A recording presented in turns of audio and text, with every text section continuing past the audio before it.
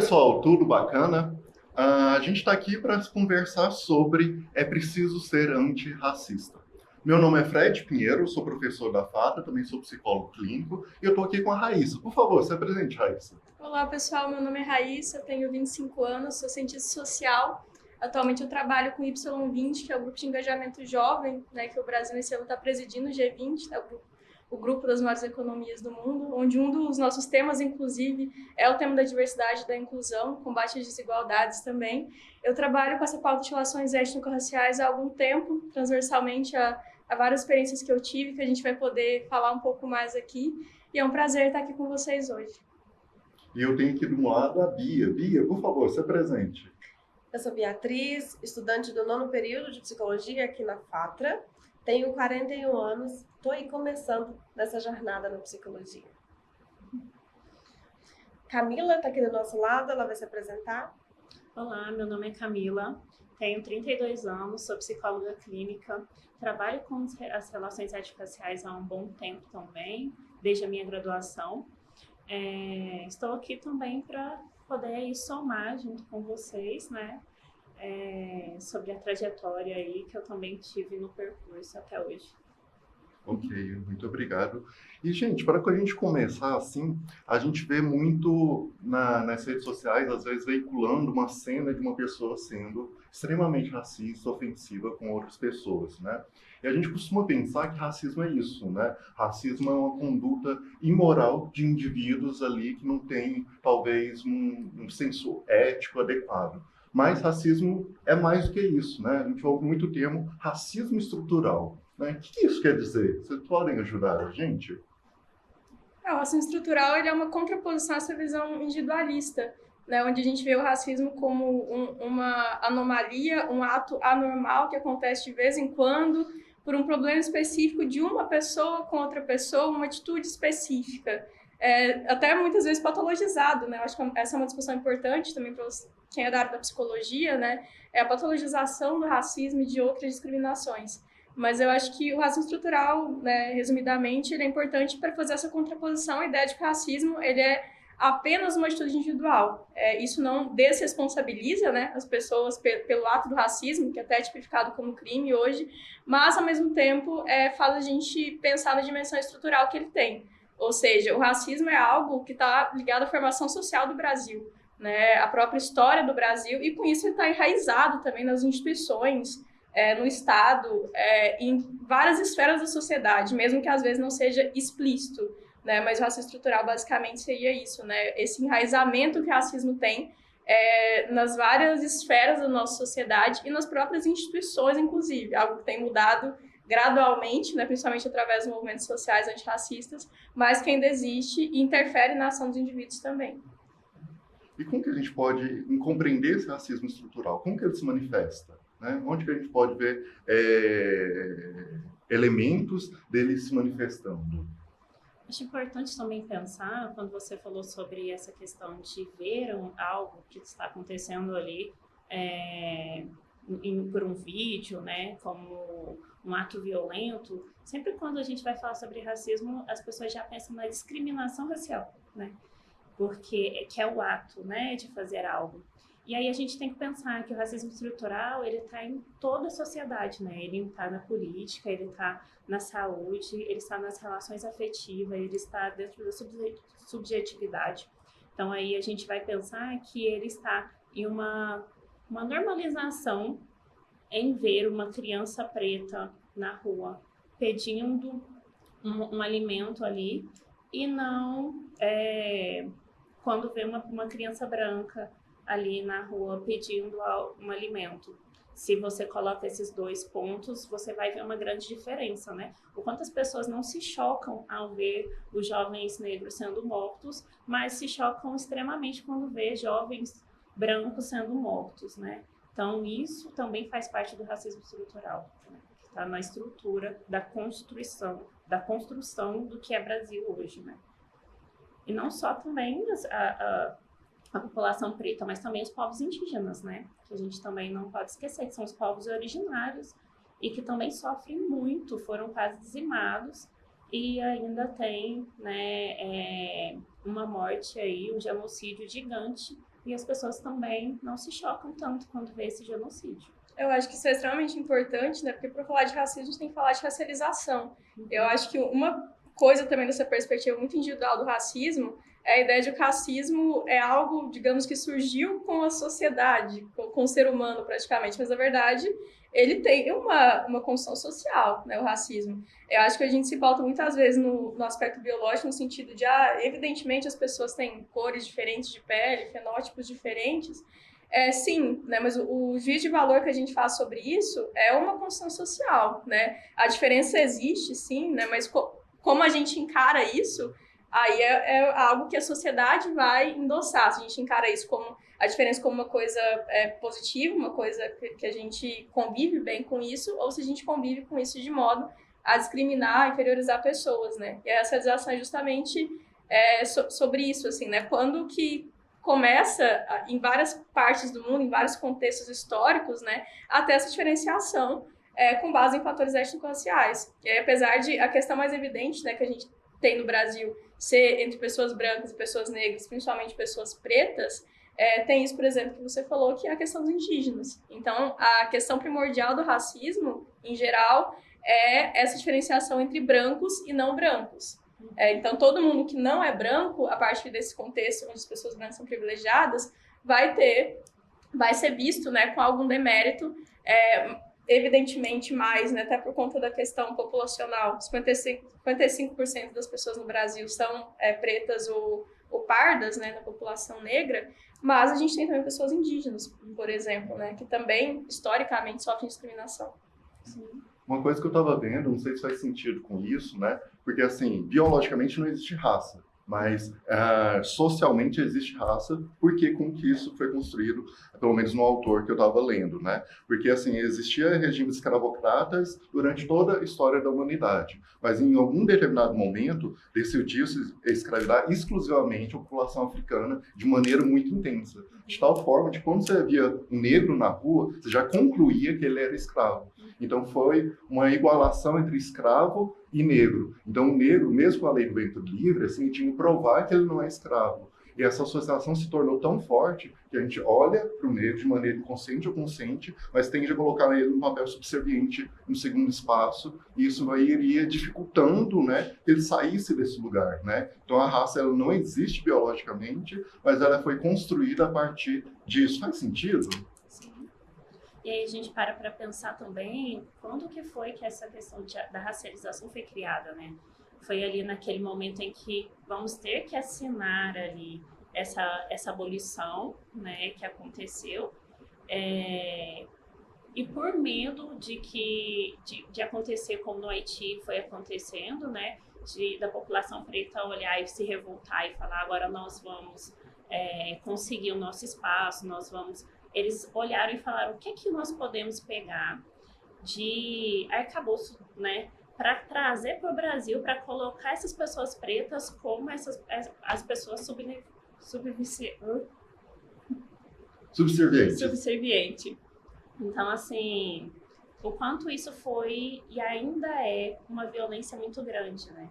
Porque foi através disso que foi feito com que essa falsa abolição acontecesse e a população preta fosse para um determinado lugar, que foi nas margens da sociedade, né? E a população branca continuasse ali naquele lugar de privilégio, né?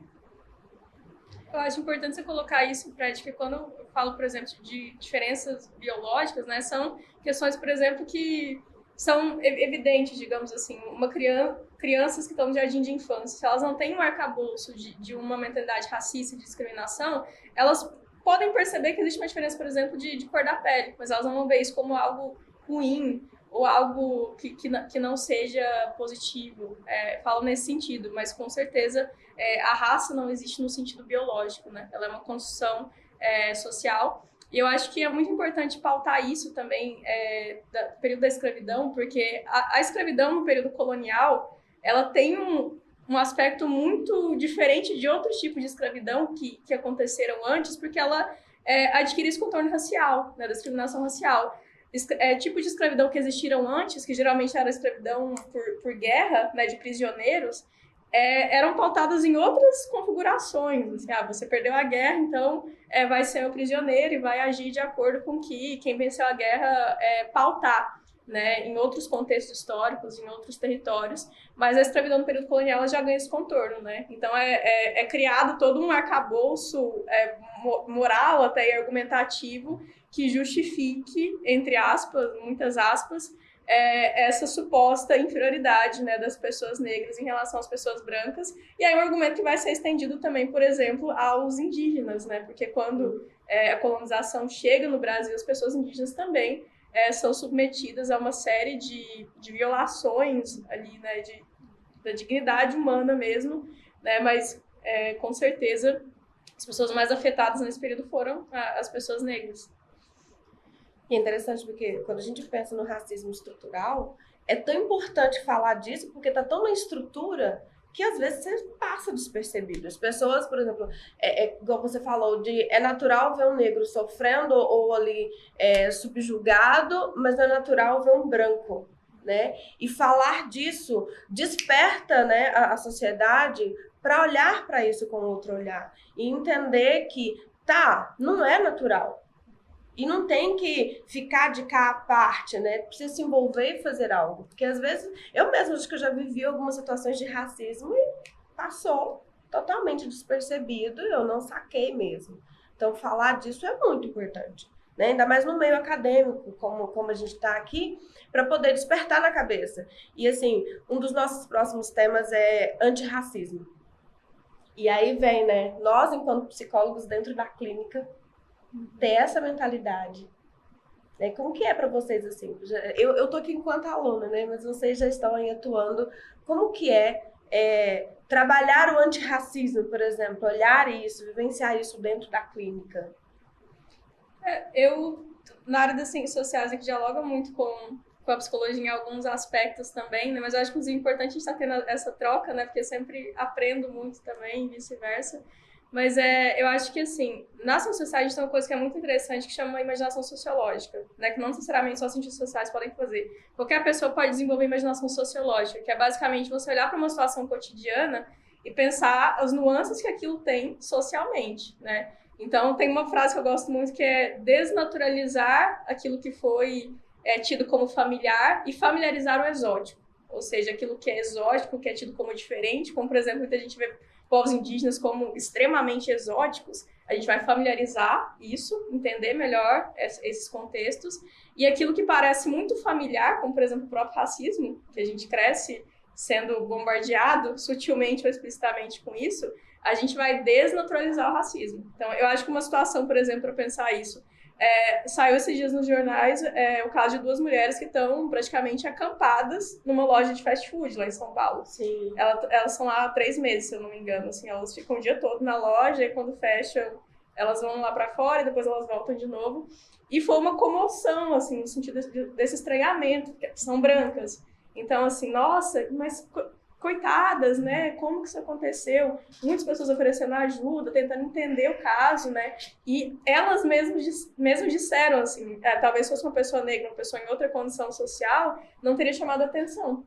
Então, eu acho que esse é um caso para a gente discutir isso, por exemplo, talvez fosse uma pessoa negra com esse estereótipo, ser uma pessoa em situação de rua, porque elas estão em situação de rua, assim, mas não tem o estereótipo, né? Então, talvez tivessem sido expulsas de lá.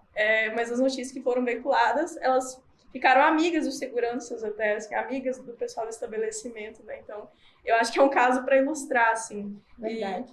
E sobre o antirracismo, eu acho que essa postura ativa que a gente tem em relação ao racismo, né? Porque entender que o racismo existe, entender como que é a estrutura, é importante, mas então o que a gente faz para além disso, né? Não adianta a gente ter esse conhecimento, ter essa visão e não fazer nada com isso. Então, acho que é essa postura que a gente adota, né, sob várias formas, de contraposição a esse sistema que está aí atualmente. Uhum. Quando você fala sobre desnaturalizar, eu penso muito nessa questão de sensibilizar, né? O quanto nós psicólogos trabalham, né?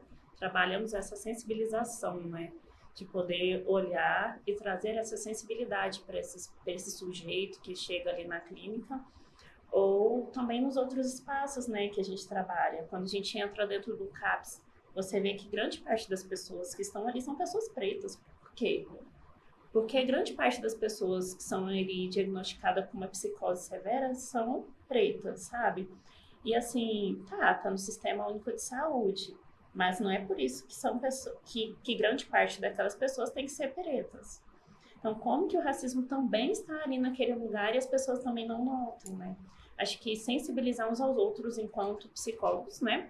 Mas também as pessoas que estão ali no dia a dia, né? Que nós atravessamos e que nos atravessam o tempo todo. Acho que isso é importante, assim, como psicólogo. A gente pensar nessa sensibilização. Quando eu pensei nisso, quando você estava falando sobre essa questão de olhar para o natural e olhar e falar, não, isso não é tão natural. Acho que a gente trabalha muito isso, assim. Pensar em várias questões aí que a gente precisa de criar, né, no setor público, o quanto a gente precisa de trazer essa saúde mental, né, para essa população. É interessante. Antes da gente começar o podcast, eu estava com a Camila trocando ideia, e aí ela me contando um pouco da clínica e a questão do racismo, né? E aí ela me falando que ela recebe pacientes, já teve pacientes ali que relata, né, de ter sofrido preconceito por parte de um psicólogo. E aí eu fiquei, cara, olha o tanto que é interessante, porque quando a gente fala de psicologia, a gente tá falando de relacionamento, né? Um psicólogo, ele precisa ter essa mentalidade de se relacionar, né? A gente aprende tanto dentro da faculdade a importância do não ter um julgamento. Você não pode criar um estereótipo para uma pessoa e entrar com um preconceito. E eu, dividindo com a Camila, tem uma experiência minha, não enquanto racismo, mas que também um psicólogo veio desvalidar algo que eu tinha vivido e eu sabia o que eu tinha vivido. E aí é muito importante a gente aprender a ter essa mentalidade diferente, porque como assim? Dentro de um set clínico ali, de uma sala de psicologia, um psicólogo é para acolher. E aí você vê que existe, que acontece algo diferente disso, né? De não acolhimento. Falando em antirracismo, eu acho que tem sido muito importante, até inspirador até para outras categorias profissionais, esse movimento que muitas pessoas da psicologia têm feito, de tentar se aprofundar mais nessas questões, né? Que de alguma forma perpassam todas as profissões, mas eu acho que principalmente as que lidam diretamente com pessoas, assim, com essa subjetividade, né? Porque eu já vi relatos, por exemplo, de alguns amigos que são psicólogos, relatos assim, não específicos, obviamente, de cada caso, mas assim, gerais, de às vezes ter uma situação que tinha uma nuance, por exemplo, racial ou de gênero, acontece muito também, né, as especialidades das mulheres, e que eles só foram perceber isso um tempo depois, assim, de que talvez eles pudessem ter fornecido mais recursos para aquela pessoa entender mais essa subjetividade dela, assim, né, qual que era a relação entre aquilo que ela vivia e essas questões, esses contextos, né? Não que o psicólogo ou o psicólogo em si seja plenamente responsável por isso, né? Eu acho que é uma atribuição muito grande também, né? Você ser responsável por mostrar para aquela pessoa todo esse contexto. Mas, ao mesmo tempo, eu acho que é importante, né, ter essa percepção de que isso, sim, tem impactos em algumas pessoas mais, em algumas pessoas menos, né, dependendo de cada contexto, mas que essas relações têm, sim, impacto na vida de qualquer um, né, de diferentes formas. A gente pensa na graduação, né, na formação desse sujeito aí que vai atender outra pessoa. Como que é a graduação? Como tem sido as graduações? Que não respeitam ainda leis que já foram formuladas há muito tempo, de uma obrigatoriedade dentro do curso de falar sobre as questões étnico-raciais, mas que grande parte dos cursos hoje não se tem, né? E aí é onde nós vemos tantos profissionais que são formados e não conseguem atender a população indígena, a população preta. E aí a gente vai pensando, né? Você não trabalha só na clínica, né? Quando você se forma. Então, se você vai trabalhar no cárcere, você vai ver que grande parte da população ali é a população preta. Então, assim, em todos os âmbitos que nós vamos trabalhar, nós trabalhamos com as relações étnico-raciais. Então, assim, é fundamental, dentro da graduação, nós termos, né, assim, no mínimo, uma aula, né, assim, que possa se dedicar a isso, assim, com profundidade. Não só como se fosse algo, um evento semestral, ou como se fosse a consciência negra, né? Que uma vez por ano nós vamos falar sobre isso, só somos chamados para falar sobre isso, Sim. e de repente, depois daquilo já não se fala mais, daquilo, é como se não existisse mais, porque no Brasil nós temos essa questão dessa falsa democracia, dessa questão de, para mim, o racismo não existe. Então, eu posso acreditar que o racismo não existe porque eu não vejo ele. Então, isso é algo também que a gente tem que pensar e trazer para a graduação. E legal você estar trocando isso da clínica, né? E assim, acho muito importante a gente pensar a diferenciação, assim, pelo menos da minha parte, entre não ser racista e ser antirracista. Porque quando a gente fala assim que a gente tem que agir sem preconceito na clínica psicológica, parece que a gente só não vai discriminar, não vai ser ofensivo, né? Mas a ideia, acho que não é só isso, né? Pelo menos assim, na minha experiência clínica, é muito frequente atender pessoas negras e isso influenciar muito no sofrimento psicológico delas, né? Por exemplo, eu lembro de atender uma menina que sofria bullying e ela era conhecida como super choque por causa do cabelo, né?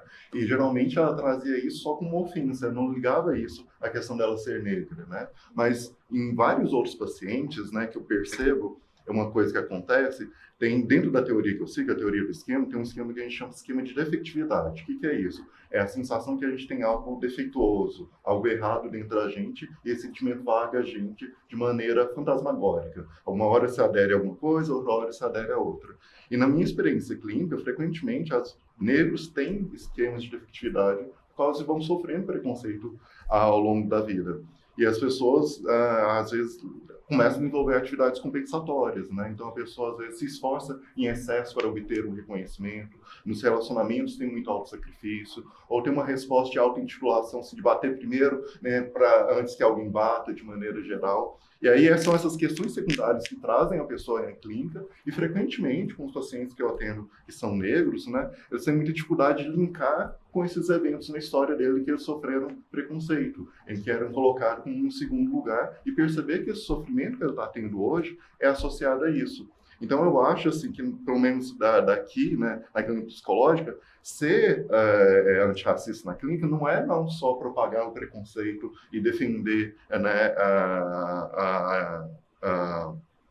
uma postura antirracista, mas ativamente pensar nisso, ativamente pensar em como que isso influencia o sofrimento daquele sujeito, mostrar isso para o sujeito, trazer, mesmo quando ele não traz. Não sei se isso faz sentido, assim. Sim.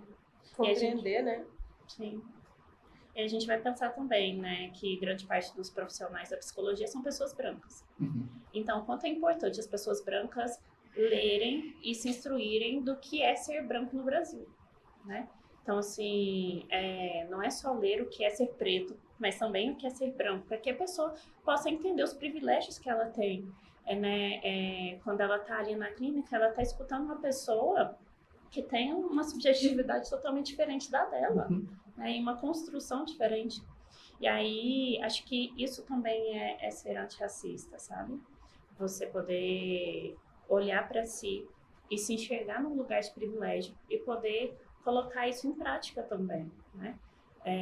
Orientando não só aquele que está ali sendo atendido, mas as outras pessoas, porque fica fácil de identificar algo quando você se coloca nesse lugar, né? De que, ok, que lugar que eu ocupo nesse país? Acho que isso... Eu acredito que a maioria das pessoas também tem dificuldade de nomear, né? Isso que é a nuance do racismo, né? Porque quando a gente vai adquirindo determinado repertório sobre esse assunto, a gente tende a pensar, às vezes, que isso é uma coisa muito óbvia, né? Que é fácil perceber isso, mas para muita gente, eu acho que talvez para a maioria não é. E não estou dizendo assim que as pessoas têm menos capacidade, mas são vários contextos que geram repertórios diferentes também para todo mundo conseguir ter essa dimensão. Ela mencionou, por exemplo, né, a questão da privação de liberdade. Eu trabalhei no sócio-educativo e via muito isso, assim, os próprios meninos pretos de pele retinta com pouquíssimo repertório, né, para formular sobre isso, inclusive reproduzindo discriminações contra outros meninos negros, assim.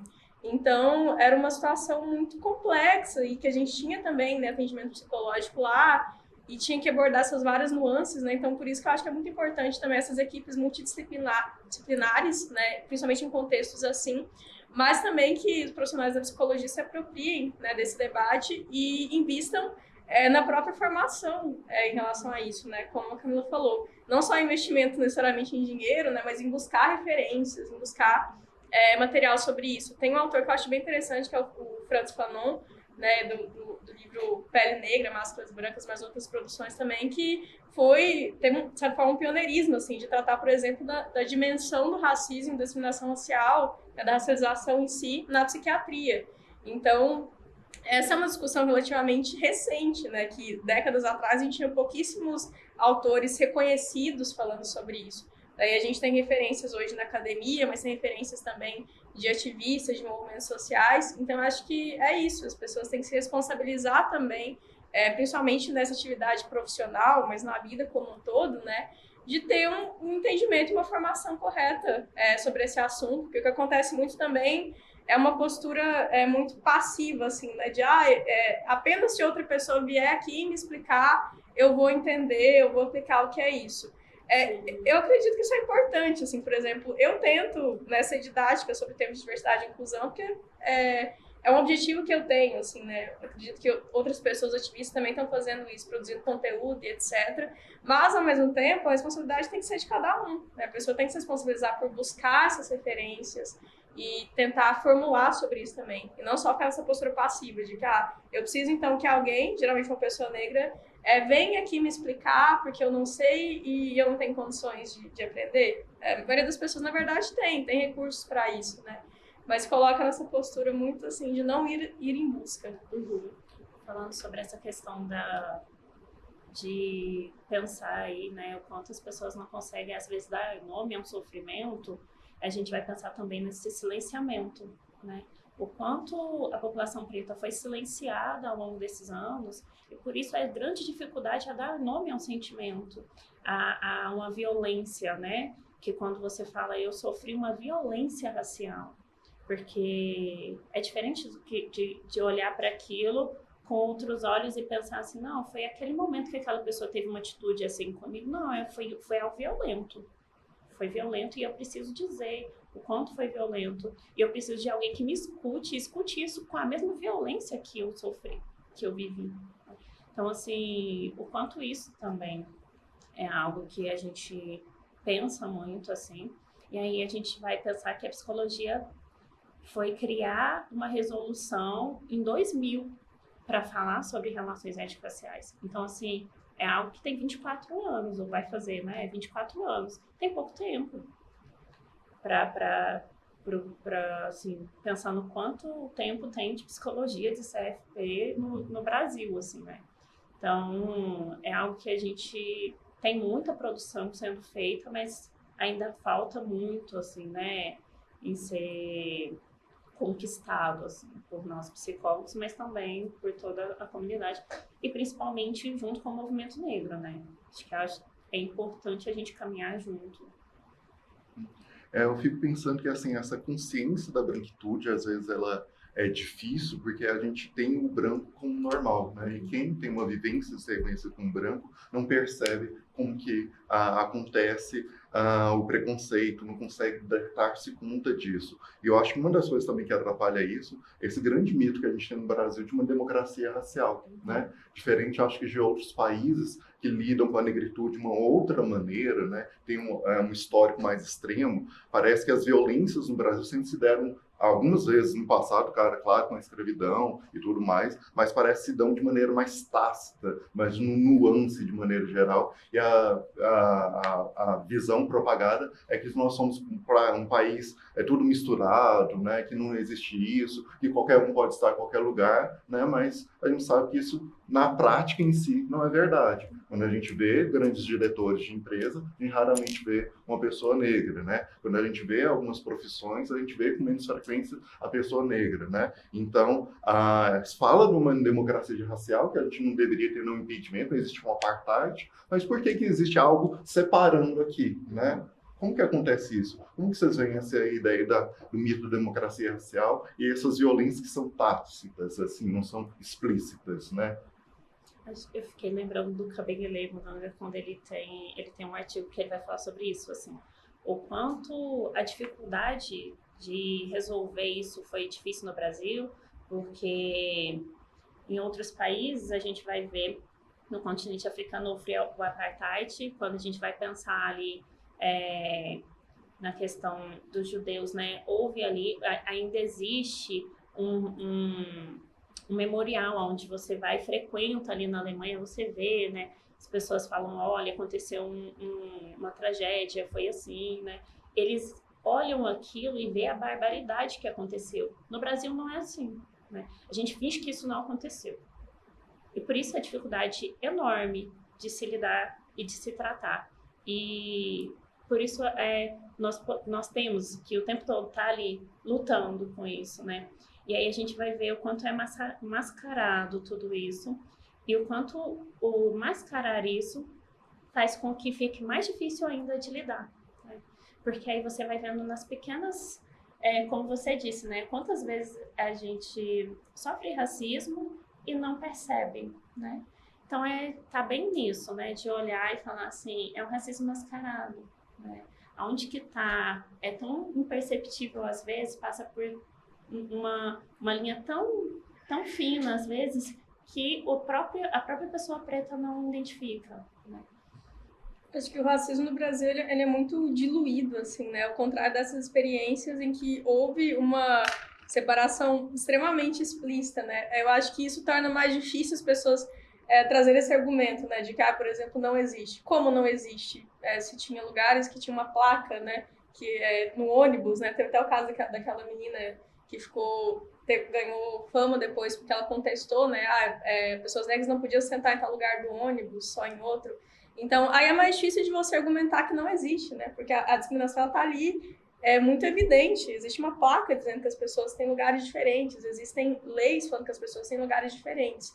Mas eu acho que no caso do Brasil, depois principalmente da Lei Áurea, né, que tem uma guerra de narrativas, né, sobre o que foi a abolição no Brasil, sobre a Lei Áurea. E eu lembro muito do livro que chama, né, O Perigo de uma História Única, né, da gente aprender uma única versão do que aconteceu, que é essa narrativa de que a Princesa Isabel, muito boazinha, muito benevolente, foi lá e libertou as pessoas escravizadas. E não foi bem assim, né? Tem toda uma luta, né? Sim, existiu todo um contexto, existiram também até interesses, não menosprezando de nenhuma forma os movimentos sociais, mas existiram interesses econômicos também para que Portugal tomasse essa decisão, para que cedesse a isso, né, junto à pressão dos movimentos abolicionistas, que precisam ser mais reconhecidos no Brasil de hoje. Mas então não foi uma atitude benevolente apenas, né? E essa abolição, ela se dá num contexto, até no Dia do Trabalhador agora eu vi uma foto assim que falava a princesa libertou os escravizados, mas não assinou minha carteira, né? Então, assim, o que foi feito depois, quais políticas foram feitas de fato para integração efetiva dessas pessoas que foram libertas, né, na sociedade brasileira. Então, o que isso gerou? Uma diferenciação que existe até hoje, assim, por exemplo, quando a gente vai ver a própria origem da formação das primeiras favelas do Brasil, né? Tem muito a ver com esse contexto escravocrata também, né? Como que as pessoas vão sendo jogadas, né, do centro para as periferias, para que a elite possa viver no centro. E isso até hoje acontece, centenas de anos depois, né? Então, eu acho que a gente precisa encarar a miscigenação como, sim, um fato, o Brasil é um país miscigenado, mas a gente precisa ter uma visão crítica também sobre essa história, né? E parar com essa visão, por exemplo, de que se a gente não está vendo uma situação explícita, como, por exemplo, quando alguém faz um vídeo na internet, né, de alguém sendo explicitamente racista, então não existe, né? Acho que a gente toma como racismo apenas alguns atos específicos, né? E não toda essa dimensão mais ampla que o racismo tem. Eu acho que é justamente isso, né, que torna mais difícil identificar e reconhecer o racismo, né? O fato dele estar tão, muitas vezes, subjetivo na nossa sociedade e não necessariamente explícito como foi em outros países. E aí, queria até recomendar nisso um documentário que eu sempre lembro nessa discussão, que se chama a 13ª Emenda. A 13ª Emenda na Constituição dos Estados Unidos foi, digamos, uma abolição da escravatura, que é basicamente uma emenda que diz assim: nenhuma pessoa será submetida à escravidão ou a trabalhos forçados, a não ser que cometa algum crime. Então, a gente tem aí, por exemplo, depois da abolição, esse arcabouço também criminológico, que foi nos Estados Unidos o caso de vadiagem. No Brasil também teve isso, né? Uma lei de vadiagem, ou seja, a pessoa podia ser presa por estar vadiando. Mas o que era isso? Era algo muito aberto, muito amplo, né? Basicamente está sem emprego, no final das contas, né? Então, é uma coisa muito abstrata, né? Muito genérica. Então, você não tem mais um regime escravocrata legalmente instituído, mas você tem, então, uma brecha na legislação que permite você prender e submeter a trabalhos forçados, que é um nome diferente para a escravidão, de certa forma, baseado numa nova legislação. Então, isso aconteceu nos Estados Unidos. Esse documentário é de 2016, se eu não me engano, é relativamente recente e mostra de uma forma muito interessante essa trajetória histórica da racialização. E eu acho que a gente tem muitas intersecções também, mesmo sendo um contexto diferente. O Brasil teve também a lei de vadiagem, né? Ainda tem muitas questões jurídicas e legais que dão brecha assim, para uma maior criminalização de pessoas negras em relação a pessoas brancas. Segundo o Atlas da Violência de 2023, né, que é produzido por uma fonte muito importante que tinha no Brasil, o Fórum Brasileiro de Segurança Pública, 77% das pessoas que morreram no Brasil em 2023 eram pessoas negras. Então, 77 é um número extremamente alto e dentre esses, principalmente, homens jovens, né, que estão aí, por exemplo, cooptados pelo crime organizado e outras questões mais complexas, né, que também tem a ver com esse histórico de discriminação. Acho que a gente tem que tomar cuidado também, né, para não desresponsabilizar totalmente as pessoas, porque eu acho que isso é desumanizar também, né, dizer que, por exemplo, o menino negro está num contexto de crime exclusivamente por fatores externos a ele. Eu acho que isso é uma forma de desumanização. Mas eu acho que, ao mesmo tempo, a gente tem sim que considerar que existem esses fatores e que tem uma influência muito grande para a trajetória desses meninos. Eu falo como alguém que trabalhou assim, né, até no território muito próximo do Fred, numa época com esse público, majoritariamente meninos negros, mas que existe uma influência muito grande desses fatores, né, e principalmente essa percepção racial, da desigualdade de classe econômica, né. Então, fiz esse paralelo, assim, mas que eu acho que esse documentário é muito interessante para perceber esse fator, assim, né? De como que, depois de ter uma discriminação explícita, como no caso dos Estados Unidos teve, da questão das plaquinhas e da guerra interna que tiveram lá, ainda assim pode ser uma coisa diluída, mas que isso não significa que não exista, assim como no Brasil, né? Outro dia eu vi um vídeo de um juiz, ele é negro, e ele fala assim que uma pessoa preta que chega num cargo alto no Brasil, ela precisa entender que ela vai pagar um preço. Eu falei, cara, e às vezes esse preço você nem saca que você está pagando exatamente por isso, né? Por você ser negro. Né? Então, essas discussões é realmente muito importante. E eu acredito que nós negros, nós precisamos desenvolver uma mentalidade, sabe? A gente precisa fazer essa diferença para nós mesmos. A gente precisa se posicionar. A gente precisa também correr atrás, para poder não ficar só ali, não, tudo é só por conta do racismo, né? É só porque eu sou negro. A gente precisa desenvolver uma mentalidade diferente, né? Eu acho que é bastante importante. Mas, gente, eu vou fazer uma pergunta agora que ela é bastante interessante. Como lutar? Como lutar contra o racismo, assim? O que a gente pode fazer? Como é que vocês diriam, assim, que a gente deveria... Acho que a luta, para mim, nunca vai ser algo unitário, assim, sempre vai ser coletivo. Então, a gente vai sempre pensar em algo coletivo, né? Em políticas públicas, a gente vai pensar, enquanto profissionais da psicologia, o que a gente pode fazer dentro dos CRPs, né? O que a gente vai conseguir de produção acadêmica. A gente consegue fazer essa produção acadêmica, mas ela consegue chegar na população preta? Porque às vezes nós vemos muito isso, muitas obras muito bonitas sendo realizadas, mas o que chega até a população preta? Né? O que chega até a periferia? Que é onde está a grande parte da população preta, né? Então, assim, quando essas pessoas chegarem até aqui onde eu estou, dentro da universidade, o que vai ter para elas? O que vai ter de acesso, de segurança, de um lugar em que eu posso preparar para que os outros que venham depois de mim possam se beneficiar, sabe?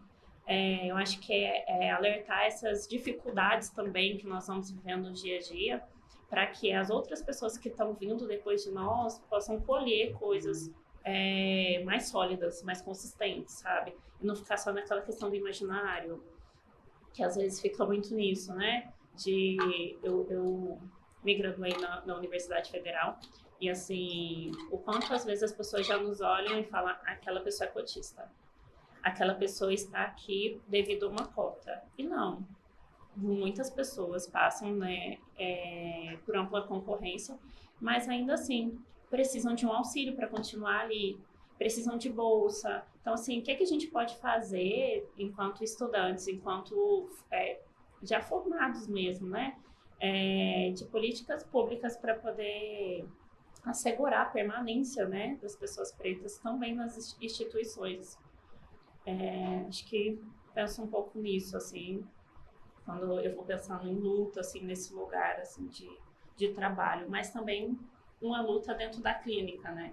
Uma luta que é de duas pessoas ali ou mais, né? Às vezes você tá com a família, mas que é uma luta, assim, muito subjetiva, né? Muito pontual, algo que modifica a mentalidade de uma pessoa ali, mas que faz uma diferença em várias outras, né? Porque isso faz com que muitas pessoas se movam também, né? A terapia faz isso. Acho que estar dentro de um set terapêutico lutando ali também faz parte. Porque não existe essa imparcialidade que a gente tanto escuta falar nos corredores, né? Um psicólogo nunca vai ser imparcial. Sempre vai ter uma luta em si. Porque todas as clínicas são políticas, né?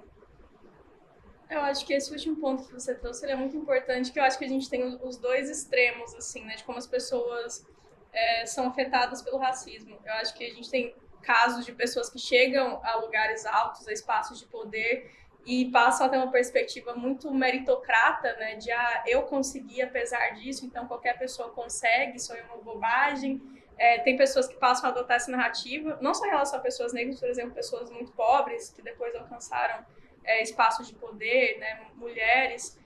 E eu acho que tem outro extremo que é o da resignação, que é assim, já que é assim, o contexto é desse jeito, o mundo é desigual, então não vou conseguir nada, não posso fazer nada em relação a isso.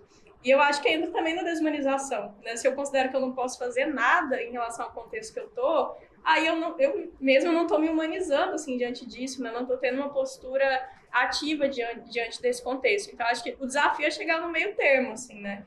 Não ter essa visão de que qualquer um consegue apenas com força de vontade, porque as pessoas precisam de oportunidades também, mas não ter também essa postura de não existe nada que eu possa fazer, o mundo é assim, o mundo é desigual e vai continuar sendo assim. Não, na verdade a gente só teve transformações porque pessoas fizeram alguma coisa, né, em relação a isso, mesmo que seja muito lenta a transformação. Então acho que o grande desafio é chegar nesse equilíbrio, assim, né, entre essas duas perspectivas muito extremas sobre um lado ou outro, assim, em termos do que pode ser feito. Isso me lembra muito, por exemplo, nessa questão da resignação, o quanto é importante a gente enxergar pessoas negras para além da perspectiva do sofrimento, por exemplo. Que também são essas duas nuances, né? Nós temos que enxergar esse sofrimento, principalmente, né, vocês atuando na clínica, mas, ao mesmo tempo, como que a gente enxerga potência nessas pessoas? Né? Eu penso muito, por exemplo, assim, eu vejo muito nas redes sociais pessoas que passam o dia inteiro compartilhando casos de racismo, casos de discriminação de gênero, e a denúncia é muito importante, mas, ao mesmo tempo, eu não vejo, por exemplo, essas pessoas compartilhando nenhum trabalho de um artista negro, nenhuma produção científica que uma pessoa negra fez. Então, essa é uma outra parte que é muito importante também, né? Como que a gente está enxergando pessoas negras enquanto seres humanos para além da dor, para além do lugar de sofrimento. Eu acho que isso é muito importante, inclusive, para essa própria autoimagem, né? Eu estou passando por N situações, eu sou, falando assim como a pessoa se vê, né? Sofro racismo, mas o que eu sou para além disso também? Que era uma coisa, inclusive, eu trabalhava muito com os meninos, né? No território, no socioeducativo, que eles se viam muito nesse estereótipo, né? Eu sou um menino preto, pobre, que é visto como o lixo da sociedade, ainda mais envolvido, né, com algum ato ilícito, e eu sou isso aí mesmo. Inclusive, eu sempre lembro de uma situação, né, que estava fazendo uma escoação no território, a gente viu um menino assim sentado, e ele falou que tinha levado uma abordagem da polícia, e a minha gestora na época falou assim, você estava com flagrante, né, que era se ele estava, por exemplo, portando alguma quantidade de drogas, e ele falou assim, eu sou o flagrante, né, um menino negro. Então, foi uma frase das que mais me marcou, assim, né, de como ter essa internalização mesmo, de você ser apenas o estereótipo que te impuseram, né? Então, eu vi muito isso e eu acho que é muito importante também a gente explorar essas possibilidades do ser, né? Para além do sofrimento e para além da dor, porque todo mundo tem essa potência, né? Mesmo que ainda não esteja tendo a oportunidade de exercer, todo mundo tem a potência de ser mais para além da dor e para além do sofrimento.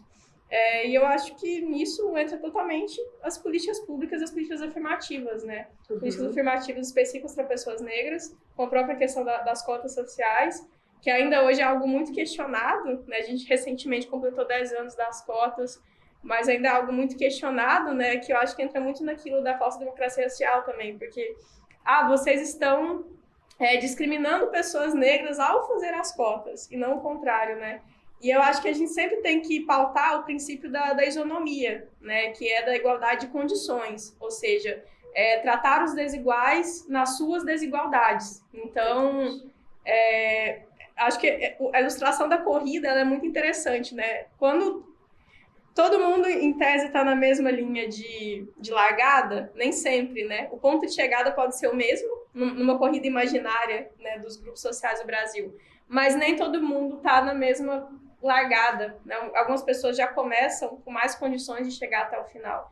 Então, acho que a gente tem que levar isso em conta ao pensar a isonomia, né? E acho que políticas afirmativas como essa, específicas para pessoas negras, políticas públicas abrangentes também, por exemplo, tem alguns relatos sobre como muitas vezes mulheres negras são mais silenciadas em caso de violência doméstica, né, por ter o estereótipo em questão de violência obstétrica também, né, o estereótipo da mulher forte, que ela tem que aguentar a dor sozinha, até questões mais subjetivas, por exemplo, às vezes muitas equipes não são preparadas para identificar hematomas em peles retintas, peles escuras. Então, assim, tem várias nuances de detalhes que a gente às vezes não pensa, mas que estão reproduzindo racismo, e que se a gente quer acabar gradualmente com isso, a gente vai precisar de políticas públicas que unam, né, tanto os governos quanto a sociedade também, né, contra essa prática. Ou seja, é literalmente uma necessidade de mudar a mentalidade. A gente tem uma mudança de mentalidade também de grupos, né? De fazer realmente movimentos. Bastante importante. Pode falar. Não, eu lembrei do racismo nutricional, que é quando grande parte, vamos supor assim, as hortaliças, né, elas são geralmente plantadas aos arredores, né, dessa cidade. E quem está nas margens não consome essas hortaliças que não tem tanto agrotóxico. Você vai consumir aquela que tem mais agrotóxico. É o que chega para a população pobre, preta, são aquela seleção que não é tão boa, né? Ou os ultraprocessados. Sim. Miojo, latado. É o que nos foi ensinado a comer, a se alimentar, né? Então, o quanto ainda também a gente tem que pensar até mesmo na alimentação, né? De uma nutrição. Como nutrir aí essas crianças pretas que estão chegando, né? E pensar que nós é quem geralmente produzimos e não consumimos, né? Exportamos muito, né? Do Brasil exporta muita coisa boa, mas o que é consumido pela população preta não é, geralmente, não é o que é o melhor ali, não é o que nós produzimos, né? Isso me faz lembrar também de um outro ponto de desigualdade que eu acho que, principalmente no contexto que a gente está vivendo, é muito importante pautar, que é sobre o impacto das mudanças climáticas, por exemplo, né? Quem são as pessoas mais atingidas a médio, a longo prazo pelas mudanças climáticas? A gente está vendo, por exemplo, no Rio Grande do Sul uma situação muito trágica que atingiu populações inteiras, né, de diferentes classes sociais, de diferentes perfis sociais, e é legítimo o sofrimento de todas elas precisam de políticas públicas, mas eu quero dizer, por exemplo, no médio prazo, né, num período, por exemplo, quando a água baixar, quais vão ser as possibilidades de reconstrução da Sim. vida de pessoas, principalmente pessoas pobres e negras, né? São possibilidades diferentes com uma pessoa que tem mais condição econômica, por Quem vai exemplo. conseguir se recuperar mais rápido, né? Sim. Então, mesmo É. quando a gente tem grupos muito diferentes entre si impactados, como é o caso de uma cidade inteira que é impactada por uma enchente, como está acontecendo no Rio Grande do Sul, cidades inteiras, né? A gente ainda tem muita diferença em como as pessoas conseguem lidar, né, com esses impactos posteriormente ao que isso acontece.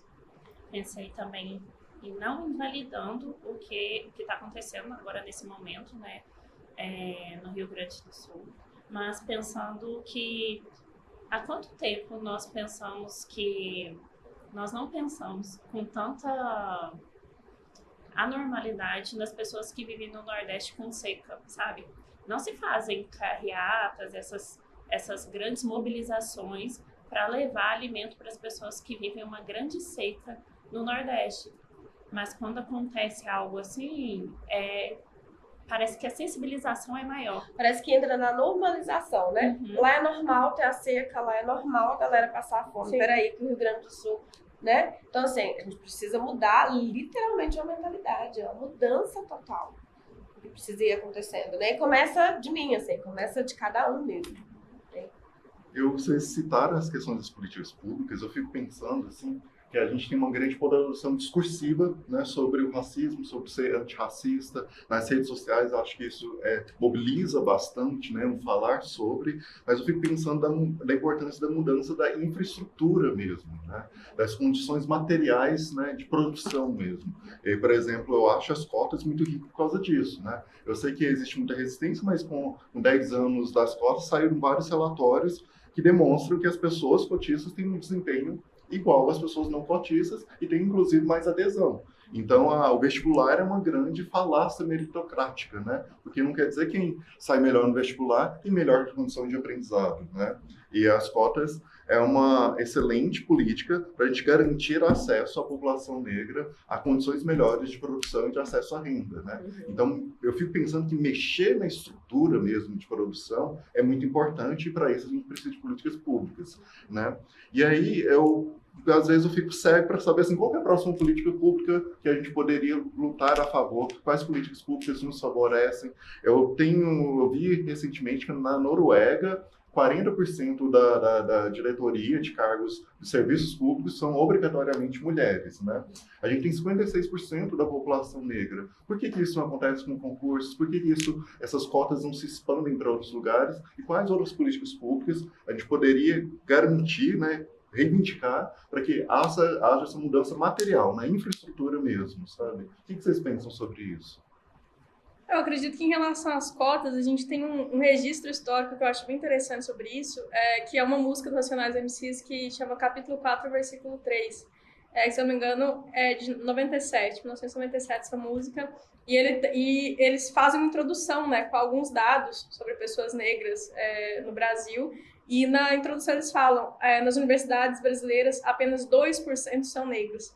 E hoje a gente tem quase metade das pessoas universitárias no Brasil sendo pessoas negras, né, que ainda é um número que pode aumentar, mas que avançou muito, né, desde a implementação das cotas. Então, eu sempre lembro desse registro porque eu acho que ele mostra de uma maneira muito evidente, né, qual foi o poder das cotas raciais para a mudança, né, do panorama das universidades no Brasil, tanto em termos raciais quanto em termos das cotas sociais também em relação à renda, né, que existia muito, ainda existe hoje, mas a realidade já mudou, que a universidade é um espaço para pessoas ricas, né, por exemplo, na minha família, impensável, assim, na década de 90, ter um amplo acesso à universidade, né.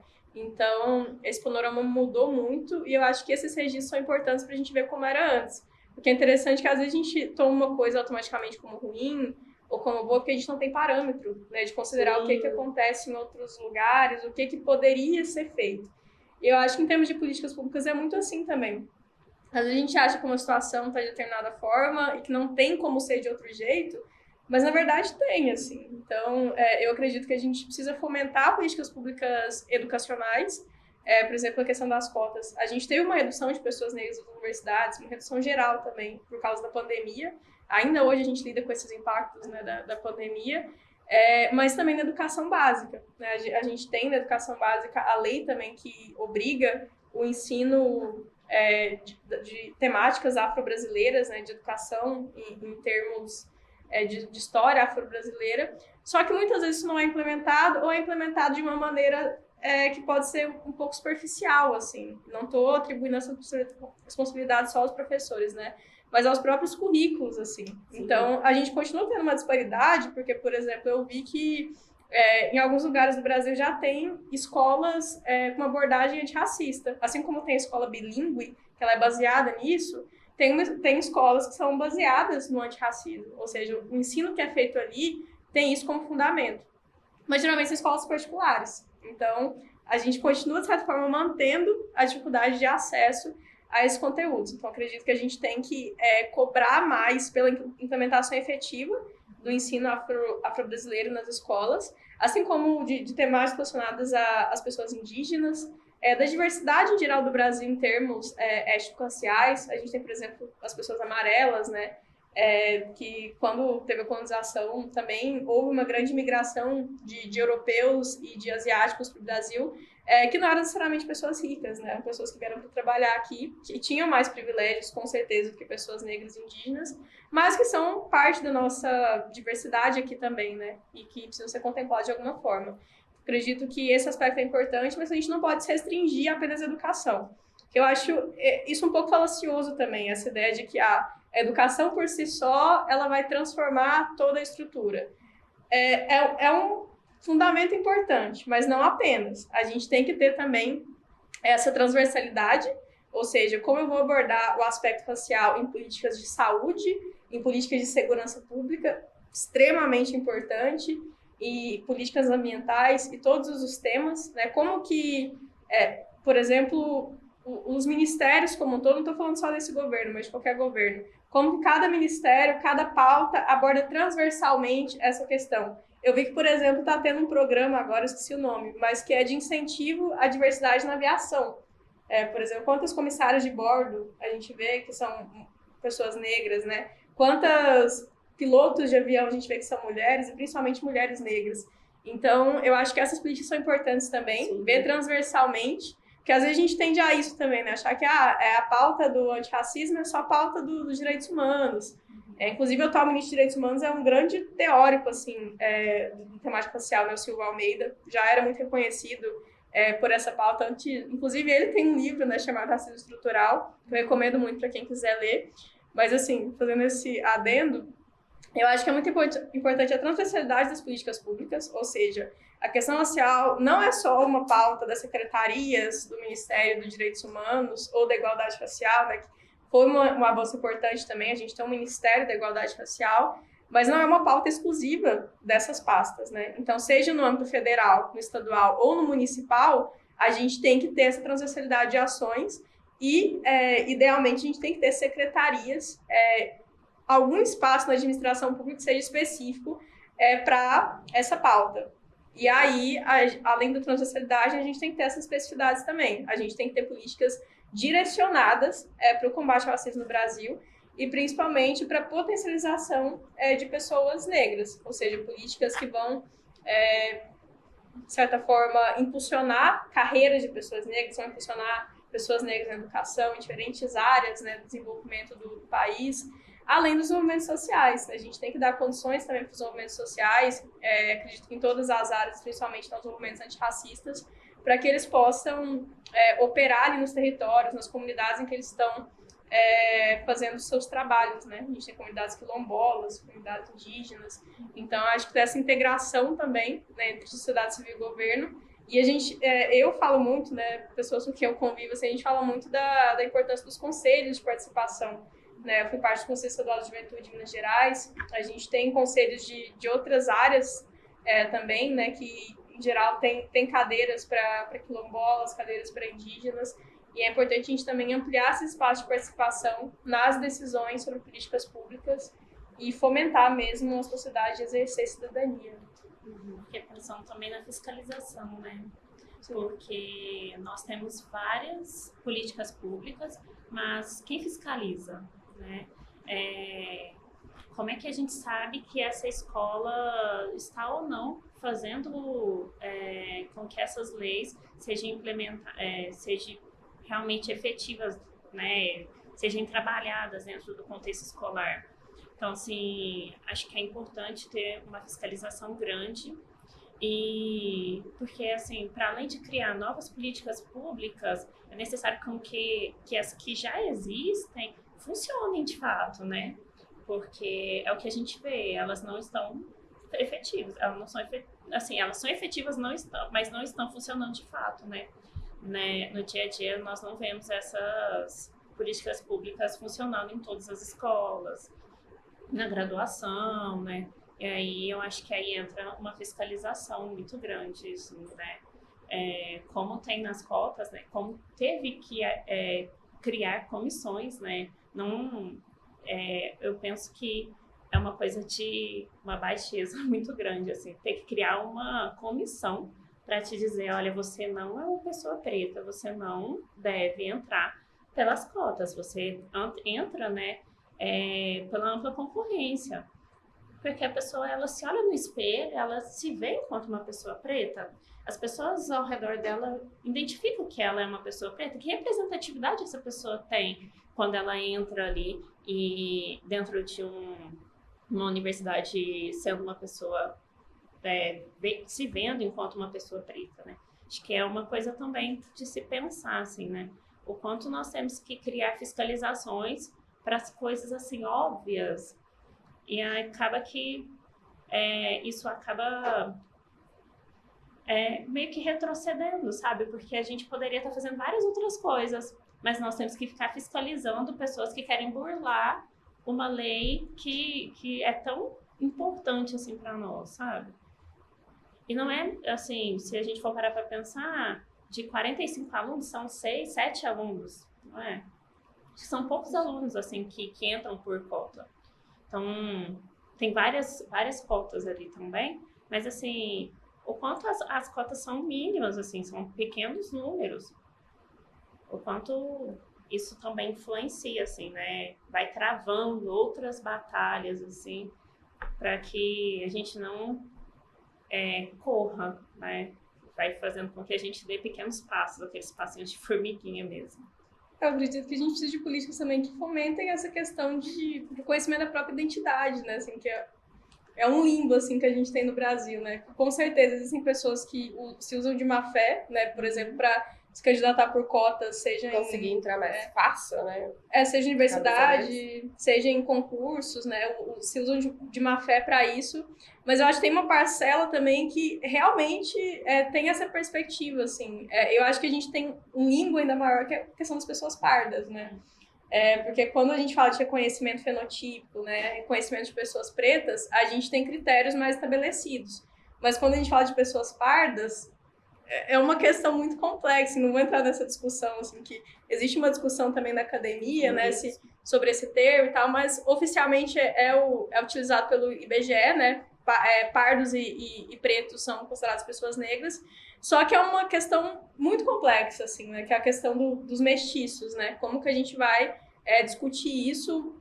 Eu acredito que, sim, o aspecto, por exemplo, do acesso a direitos para pessoas negras é um dos aspectos fundamentais dessa discussão, mas eu acho que tem também um aspecto da própria identidade, né, que é desse reconhecimento, assim. Por exemplo, eu me reconheço como uma pessoa parda, não no sentido de reivindicar que eu sofro tanto opressão quanto uma pessoa preta, por exemplo, porque com certeza não. O nível de discriminação que eu tenho potencial de sofrer sendo uma pessoa parda, de pele clara, determinados traços, é infinitamente menor do que uma pessoa preta, de pele escura, e X traços fenotípicos vai sofrer. Mas eu acho que tem esse desafio complexo de pensar a identidade, né? Como que eu me reconheço nesse lugar, então. Sou filho de uma pessoa preta com uma pessoa branca, e qual que é o meu lugar, assim? Eu acho que essa é uma questão para muitas pessoas no Brasil. Inclusive, foi uma questão que eu já levei para psicoterapia também. Que eu falei, principalmente, assim, o que eu falo sobre essa questão é muito com base mesmo na minha profissão, assim, não tanto no sentido de, necessariamente, eu sofro isso explicitamente, né? Mesmo sabendo que tem implicações mais subjetivas para pessoas pardas.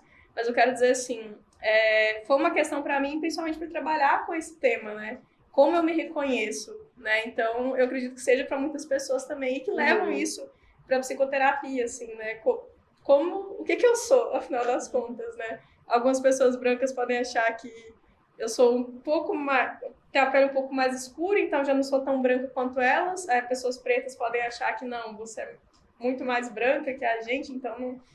E aí vira um limbo também, sabe? Então, eu acho que é importante a gente pautar isso também, que eu acho que pode ser uma questão para a própria psicologia, assim, né? Qual que é esse lugar das pessoas pardas e o que é que isso impacta em termos de identidade, porque a nossa identidade racial também tem uma dimensão em vários outros aspectos, inclusive no nosso posicionamento na luta antirracista, né? Que eu acho que é importante ponderar isso também, que tem muita discussão do lugar de fala, né? O lugar de fala quer dizer que cada pessoa tem uma perspectiva de acordo com o que ela vive em relação àquilo, né? Então, por exemplo, as pessoas pretas são as mais afetadas pelo racismo, vão ter uma perspectiva. As pessoas brancas que estão no lugar de quem é privilegiado por esse sistema, vai ter outra perspectiva, né? Então, acho que ver essa diferença de nuances, mas não que alguém esteja desresponsabilizado do debate por causa disso, né? Eu vejo muito esse argumento. Eu não tenho lugar de fala, eu não vou me posicionar, não vou comentar esse assunto. Isso não é uma postura antirracista, né? Você simplesmente dizer, não vou comentar, deixa que eles aí discutem isso, né? Então, acho que tem essas dimensões também que eu acho que são bem complexas desse debate. Interessante. Gente, a mídia social, vou falar um pouquinho dela, né? E que tem aí uma influência muito grande, né? Em representar, em se mostrar. Eu estava aqui agora e fiquei lembrando de uma coisa que eu vivi no final do ano, agora de 2023, 2024, eu fiz uma mudança no meu cabelo. Na verdade, eu fiz as minhas mechas, né? Eu tava com os cabelinhos brancos ali, fiz as minhas mechas e escovei o cabelo no dia. Cheguei em casa e a minha filha falou assim, você vai tirar uma foto e postar. E eu tirei uma foto de cabelo escovado, tirei uma foto e postei no meu Instagram. E me chocou bastante com as coisas que eu ouvi, porque confesso que eu sou uma negra que nunca fui muito pela causa, acho que eu nunca tive muita consciência de que eu vivia algumas questões por conta da minha pele, por conta do meu cabelo, né, da minha raça. Nunca tinha me dado conta. E aí, quando eu vi aquilo, me chocou muito. Eu fiquei alguns dias, assim, bastante chocada. Eu ouvi comentário, recebi no direct, assim, alguns comentários. Agora sim tem cara de psicóloga. Agora sim você tá bonita. Agora sim. Nossa, fica assim, você tá muito mais bonita desse jeito. E é uma coisa que, assim, por exemplo, eu já tive meu cabelo liso por anos, mas eu não me reconheço mais, assim. Eu não sou... Eu confesso que eu não sou militante, eu não acho que todo mundo tem que ter o cabelo natural. Esse cacho nem é o meu cacho natural, ele tá assim com uma química. Mas eu acho que a gente precisa ser livre para poder ter o cabelo que a gente dá conta e que a gente gosta e ama ter. E eu fiquei muito impactada com esses comentários. Eu falei, cara, olha o poder da rede social. Se eu sou uma pessoa que não tenho emocionalmente, né, uma condição de bancar este cabelo, o que eu faria? Né? Como é que eu ficaria? Que impacto aquilo teria nas minhas emoções, assim, né? Ou até talvez me atravessaria na identidade? Como é que isso ia vir? E eu acho que as redes sociais é algo que tem um poder muito grande, né? A gente tem um alcance diferente. Antigamente era comercial de televisão e jornal. Hoje não. Hoje nós temos uma janela e um alcance muito grande através das redes sociais. Como é que vocês pensam, assim? O que vocês pensam a respeito? Tô pensando sobre o cabelo, assim, né? O quanto o cabelo também vai falar sobre algo da identidade, né? Às vezes nós vamos falar sobre uma pessoa preta de pele clara, né? E essa pessoa tem os traços fenótipos, né? Tem nariz, tem boca, né? Todo fenótipo da população preta, mas alisa o cabelo. De repente, quando essa pessoa para de alisar e o cabelo dela vem natural, né? Cacheado, crespo, ela começa a ver muito mais os traços dela. Aconteceu isso comigo. Do que quando você... Parece que eu fiquei mais... A minha identidade ficou muito mais forte. O Fred me conhece, né? De cabelo liso e depois. Uhum. Isso literalmente aconteceu comigo. Eu confesso que parece que veio uma bia pra fora, sabe? Você assim? alisava desde quando? Gente, eu devo ter alisado meu cabelo, acho que é uns 14. E aí, até pouco tempo atrás... você Até usava. pouco tempo atrás eu alisava. Eu devo estar com o cabelo cacheado uns 2 anos só. E foi radical, assim. E confesso que foi muito interessante, porque quando eu cortei, e foi de uma vez. Eu não fiz transição, porque eu confesso que eu não dou conta da transição. E eu cortei, né? Todo mundo sabe que eu cheguei aqui na faculdade, assim, de uma semana para outra, de Chanelzinho, nem Chanel, foi nunca batida mesmo, porque eu falei, vou tirar tudo. Um belo dia eu tomei um banho, eu tava exausta, eu falei, cara, acabou, eu não vou escovar esse cabelo mais, não quero isso pra mim mais. E eu fui no banheiro e terminei de cortar. E aí eu confesso que eu vi a Bia, eu olho hoje as minhas redes sociais, meu Instagram, eu não tirei meu material de lá, porque eu também sou coach, então tá lá meu material e tem lá o material de cabelo liso. Mas eu confesso que é muito estranho olhar. Aquela não parece a Bia, assim, sabe? Tem uma diferença mesmo. Eu sou psicóloga vai fazer 6 anos, mas eu trabalho com cabelo também. Eu também trabalho. E eu vejo muito isso nas clientes que chegam até meu salão, sabe? O quanto elas olham assim e falam, Camila, eu não consigo me bancar, sabe? Olhar pra mim e me ver com todos os traços que eu tenho de cabelo cacheado. É o estranhamento de se ver enquanto uma pessoa preta, né? E quer aquela coisa, as pessoas estão acostumadas naquela coisa certinha, sabe? Quer aquele cabelo domado, certinho, O cabelo que fica cacheado do jeito. crespo é visto como bagunçado, né? Eu até questionei uma vez com um salão famoso aqui de Uberlândia, postou, assim, eles fizeram uma série de posts nos stories, era tipo assim, qual estilo mais combina com você? Aí era tipo, casual, não sei o que, elegante. Aí casual, elegante, é tudo cabelo liso. Aí chegou na hora do tipo assim, descontraído, bagunçado, aí era um cabelo cacheado. Aí eu respondi eles, falei, pô, mas por que só na hora de colocar o cabelo cacheado vocês classificam como o bagunçado? Porque tudo bem, eles podiam ter colocado nesse, podiam ter colocado em outra categoria. Foi assim que eu me senti quando eu recebi as críticas no meu direct. Era como se, então, a menina de cabelo cacheado, ela é, sei lá, desorganizada, bagunçada para poder ser uma terapeuta, uma psicóloga. Sim.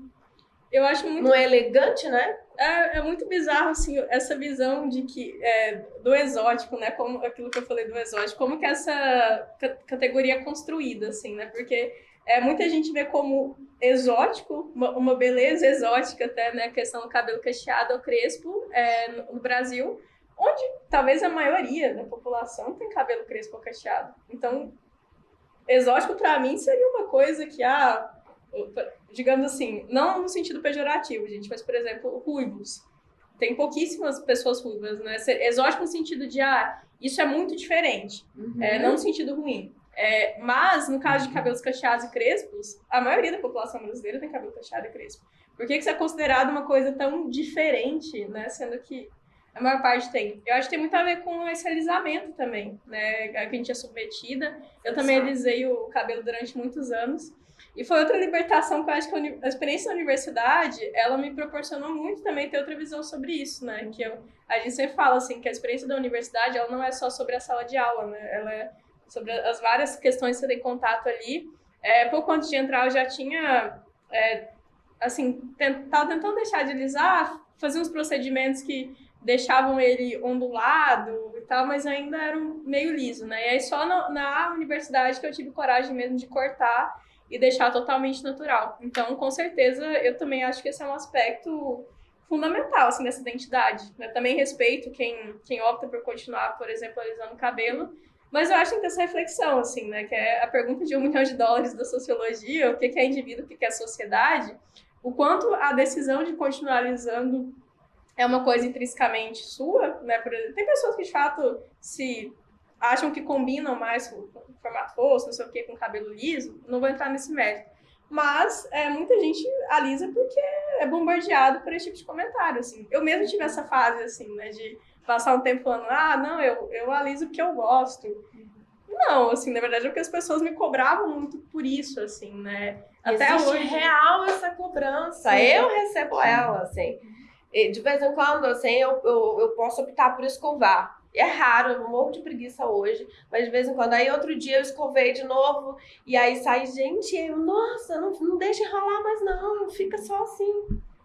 E o quanto essa cobrança tem muito a ver com o resquício da teoria do embranquecimento, né? De que, olha, de cabelo liso, você vai parecer um pouco mais com o padrão, né? Então, assim, deixar de parecer com a sua etnia, com a sua raça, né? Que eu não gosto muito desse termo, mas, assim, é isso, né? O quanto você tem que se parecer ao máximo com o padrão. E aí a gente vai vendo hoje, né, a harmonização facial, né? Sim. O quanto as pessoas têm modificado os traços, né, os fenótipos, para se parecer mais um pouco com o padrão. Eu acho que discutir padrão de beleza é um aspecto fundamental para discutir antirracismo, assim, porque isso afeta muito a autoestima das pessoas negras também. Olha, as crianças o tanto são impactadas, né? Na escola, por exemplo. Uma coisa que eu sempre uso de exemplo é o lápis cor de pele, assim, que até quando eu estava na escola, a referência de lápis cor de pele era o rosa. E eu mesmo, assim, claro que eu não tinha esse repertório, assim, naquela época para formular sobre isso, mas eu pensava, ninguém é rosa, nenhuma pessoa branca é rosa, né? Então por que esse é o lápis cor de pele? E hoje eu vejo que já é vendido caixas de lápis de vários tons, tem até acho que de 24 tons de pele, né?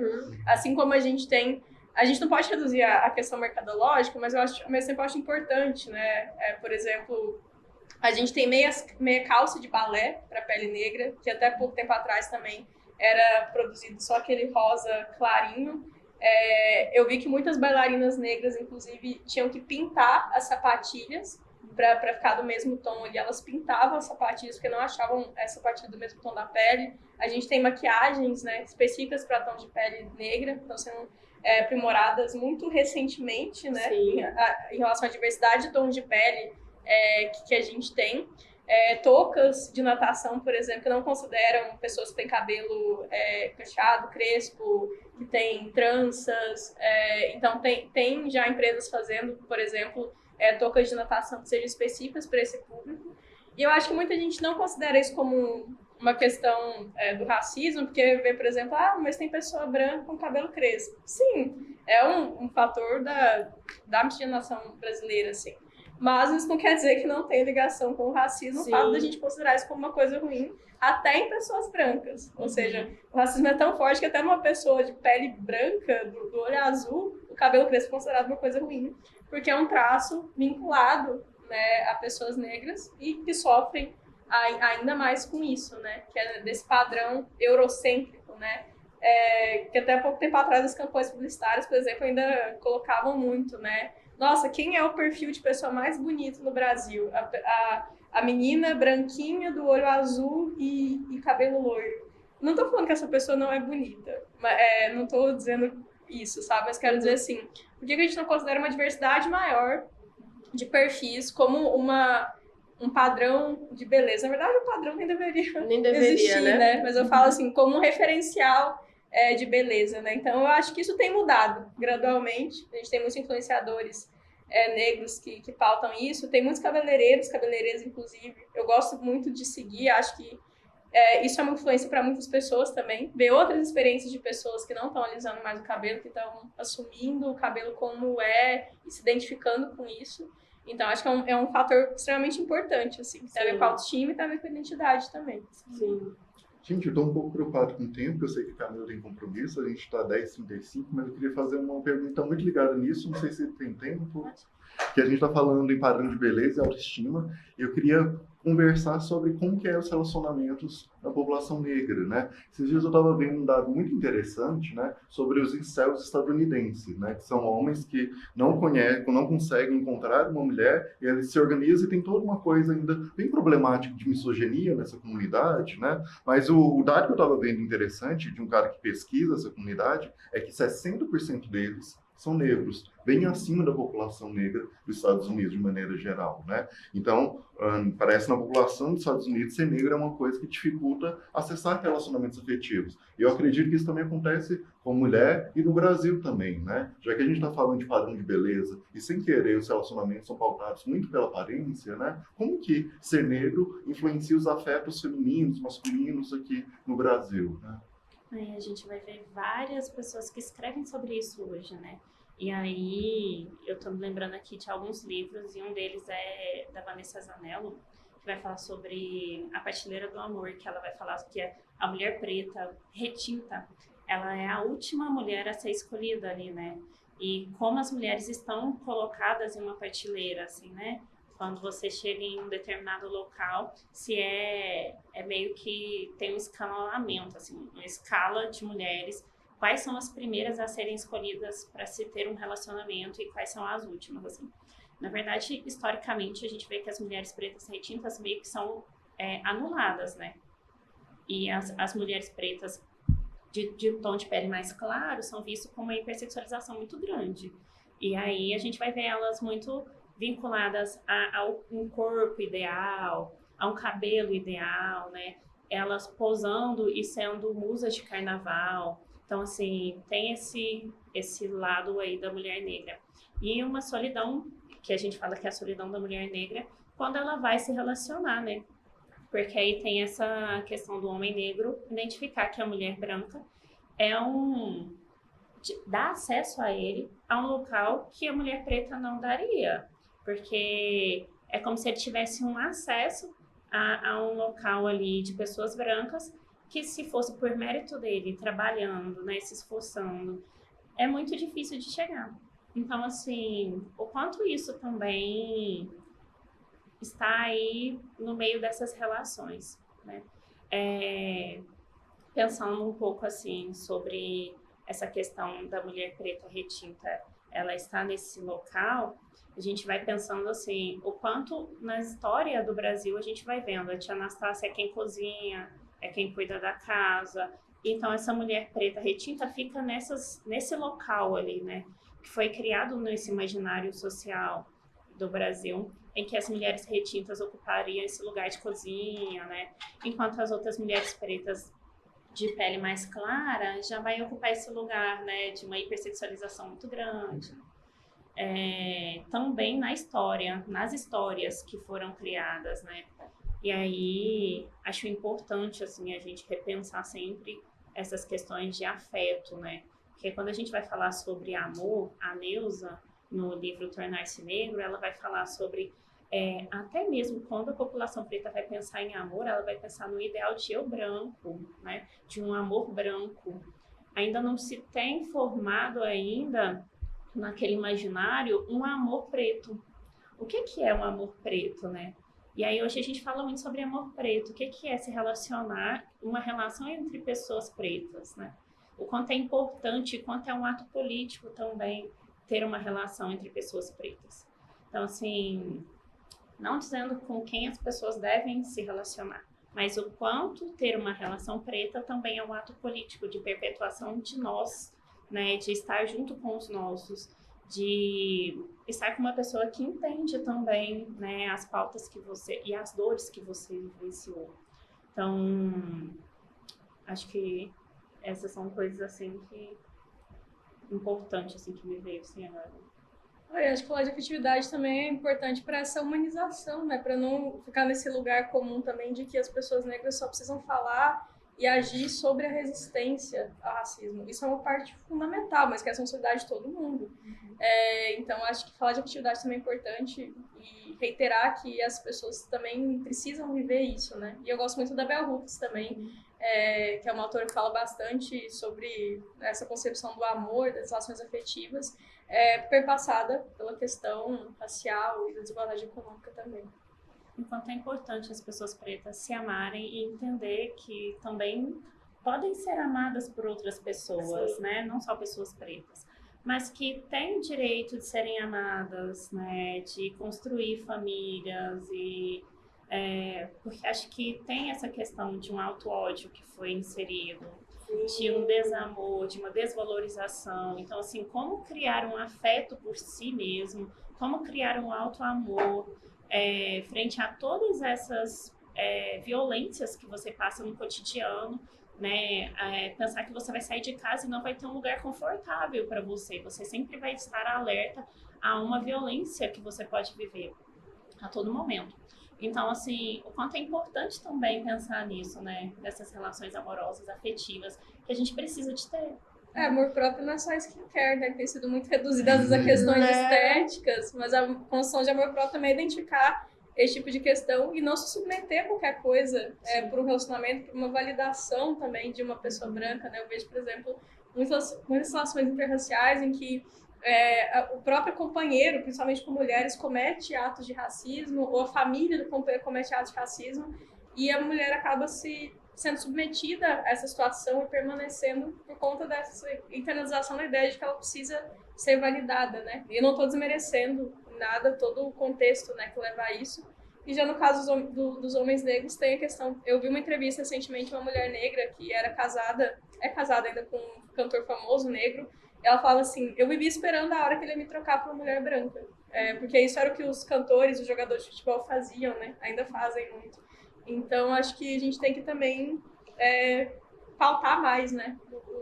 Esse tipo de relação. Claro, não que não possam haver relações interraciais, mas em quais bases elas são fundamentadas, né? Como construir um afeto concreto e não perpassado por essas nuances. Acho que tem uma importância muito grande de amar os seus traços, né? E bancar isso, sabe? Assim, estar dentro de um relacionamento amando você, amando os teus traços, amando e não ter problema, literalmente, com aquilo que você é, de fato, sabe? E gostar mesmo, e admirar mesmo. Eu acho isso que é realmente bastante importante. E às vezes você só consegue fazer isso em leituras, né? Lendo de onde você veio, como que foi a construção do Brasil, como que vai se relacionando, né? Pessoas pretas com pessoas brancas, e você vai chegando até aqui. Eu tenho essa separação, né, no dente, e me incomodou um determinado tempo. E aí quando você vai ler e falar, nossa, tem uma tribo, né, em determinado local do continente africano, que tem essa separação aqui do dente e tal. Nossa, eu tenho uma herança genética de um lugar, né? O quanto é importante a gente também pensar nisso, né? Porque às vezes, mas você tem o nariz mais fino, né? Já teve pessoas que me falaram isso, né? Nossa, você tem o nariz mais fino. Mas peraí, no continente africano tem vários países, né? Na Etiópia, as mulheres têm o nariz mais fino do que em outros países, assim. Então, assim, não deixa de ser algo que é meu, mas que também tem a ver com os meus descendentes, pessoas que vieram antes de mim, né? Então, acho que é importante essa questão de olhar lá para trás, né? E poder estudar para que a gente possa ver, né? Experienciar tudo isso. E nos olhar no espelho diferente. Eu acho que no momento que a gente está e com o alcance das redes sociais, isso é um desafio bastante grande. Porque não adianta a gente se enganar e achar que não existe um padrão determinado, porque existe para tudo, né? É tanto que a harmonização facial ela faz tanto sucesso exatamente por isso.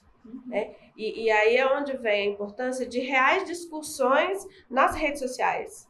Me incomoda muito algumas pessoas que não sei se eu posso chamar de militância, mas que ficam por um viés assim que eu não acho que ajuda.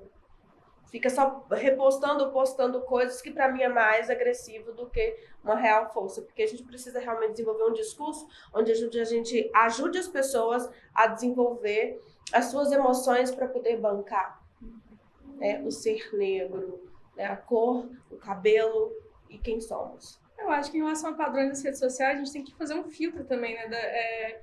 Eu acho que tem provocações que são importantes. Tem uns perfis que eu sigo que falam sobre temas sociais, próprio racismo e política, que falam algumas coisas que eu não concordo, mas que eu acho que são perfis que cumprem um papel importante, assim, de provocação de alguns debates. Também. Mesmo que eu não concorde com algumas posturas e tal.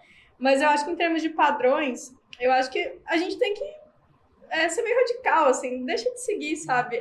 Eu fui percebendo isso, assim, né? Alguns perfis que propagavam estilos de vida, coisas que eram muito irreais. Assim, e que eu via que aquilo subjetivamente estava me afetando de uma forma muito ruim.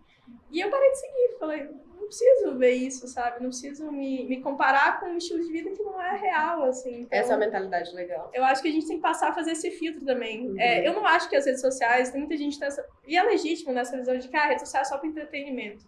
Também, eu acho que elas têm um papel maior do que isso.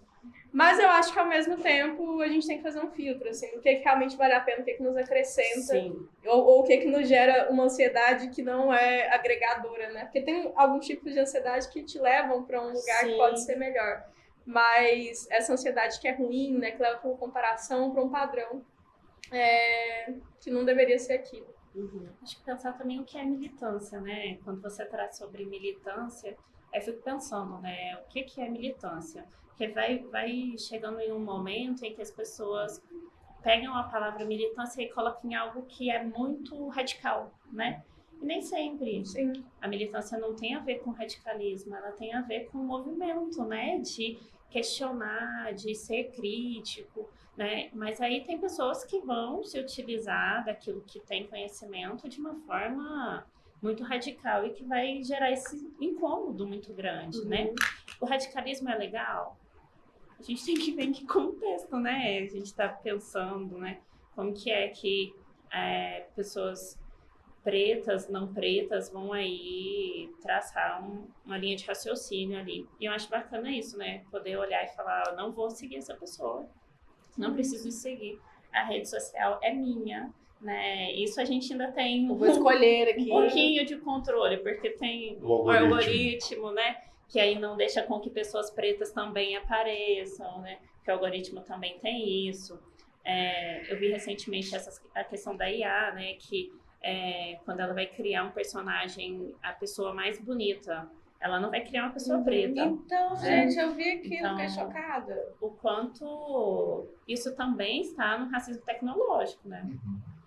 Eu acho que é muito importante mesmo levar em conta essa diversidade que existe na militância, assim, né? Eu também acho que tem alguns discursos que eles podem mais afastar do que agregar pessoas para a causa. Ao mesmo tempo, eu acho que existem momentos e situações em que é importante ser mais enfático, é importante a gente ser mais incisivo, né? Eu acho que tem vários contextos, né? Como a Camila falou. E acho também que virou um termo meio pejorativo, assim, né? Eu vejo muito no Instagram, por exemplo, pessoas... Qualquer coisa que outra pessoa fale, fica, você tá militando. E, tipo, às vezes uns contextos nada a ver com debates sociais, assim. Tipo, a pessoa fez uma receita e a outra discordou da receita, e a pessoa fala embaixo, você tá militando.